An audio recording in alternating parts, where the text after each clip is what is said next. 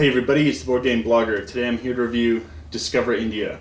This is a great Queen Games release, and what's really neat about this game is some proceeds from this game go to help some of the impoverished people in India. The founder and owner of Queen Games, Queen Games is a German company, but is sort of Indian descent.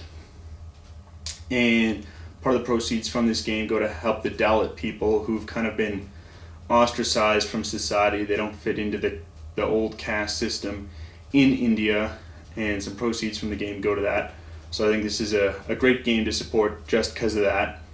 But what this game is it's a great Queen release. Queen, they have some different ranges of games. It's sort of a family game, a gateway game, but there's enough depth to it that everyone can play it. In the gaming group I usually attend, the most hardcore wargamer, he still likes this game, and it can really appeal to a lot of people.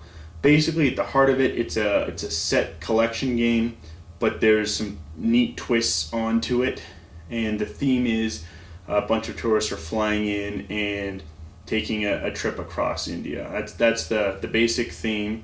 There's some great history on the cards. I think you're going to learn a lot about India beyond just the geography while playing this game.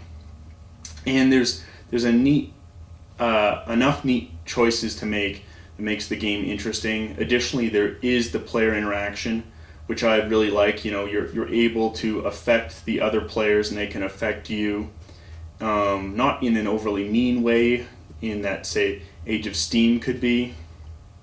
But there is that player interaction that I really enjoy, and I'm sure if you've watched a lot of my reviews, the one thing I look for is a lot of player interaction.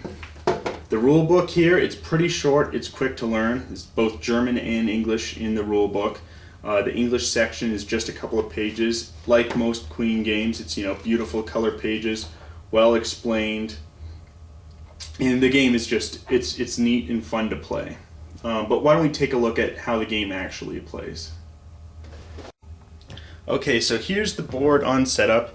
Here we have the score track marker. Everyone starts with 5, and that's important because some of the actions will sort of decrease your point value and increase your opponent's point value at the beginning of the game. So everyone starts at 5, so you've got a little ability to purchase some tokens with your points. Here is sort of a map of India laid out, and it's sort of broken into different regions based on color. And in each region, if we zoom in here, we have each city or location has these tile markers, and they can either be of one color or of 2. So here we can see that this one in Bangalore has both the gray and the blue, and also this game is very colorblind friendly, because if you are colorblind, can't distinguish the difference, and one of the people I usually game with is colorblind, they also have symbols. Now there's 10 different colors with 10 different symbols, and those are the sets that you're going to be collecting throughout the game. We also see some of these spaces here have this marker. That's a festival marker. And if you visit a city with the festival, you will then score 1 point and you'll get a card. And it has some history here. The Taj Mahal is 58 meters by 58 meters large mausoleum built on a 100 meter by 100 meter large marble plinth. And it's just worth 1 point in the basic game. Flip it over, it's got a picture of the region and the same thing written in German. There's also this symbol here, which in the non-main game will count towards your symbols. But in just the basic game, each time you go to a festival city, you'll score 1 point, and then you reassign the festival to within the same region, not one of these major cities with an airport. And you can see it's a little bit different, a different city, because it's got this silver border, and there's a few more sort of chits there compared to the non-airport cities that just have the yellow or the gold border. So let's say on my turn I had gone into Bangalore. I score a point, and I would reassign the festival to a different city, not the airport within the same location. But how's the game actually start? So zoom out here, and we're at this sort of airport outside of India, and we choose to fly in to India. So on the blue player, on his turn, will pick one of the 4 different airport cities and fly in, let's say, to Kolkata. He will then take his piece and place it on the player mat. Now it's the green player. He will choose to fly in. He's going to go to Mumbai. He takes the piece and place it on the player mat. Now what do I mean by placing it on the player mat? Well, here we have the player mat. The very first piece you put goes here on the player mat. Now the next piece that you choose to take, you can choose to then place directly onto the player mat on your next turn. Let's say I drew another piece when I went to a different city, and I go here. Now this is also the purple books.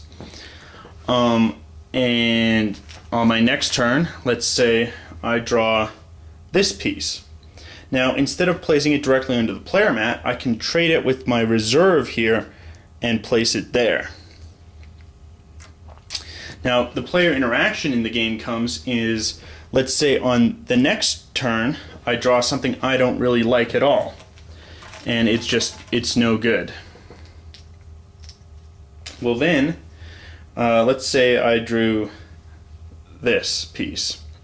Well now on somebody else's player mat, let's say the red player, this was their player mat.